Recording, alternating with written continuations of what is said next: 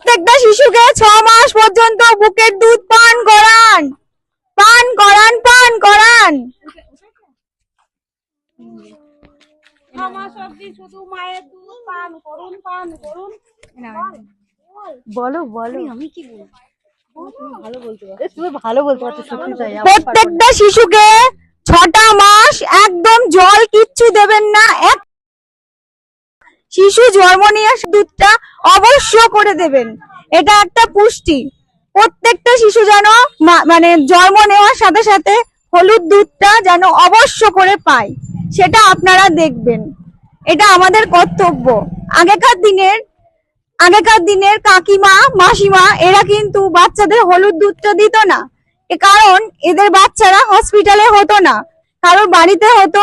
হওয়ার পরেই তারা শিশুকে বোতলের দুধ কিংবা অন্য কিছু খাওয়ানোর চেষ্টা করত। কিন্তু না, হলুদ দুধটা খুব দরকার, খুব জরুরি। প্রত্যেকটা শিশুকে হলুদ দুধ পান করতে দেবেন।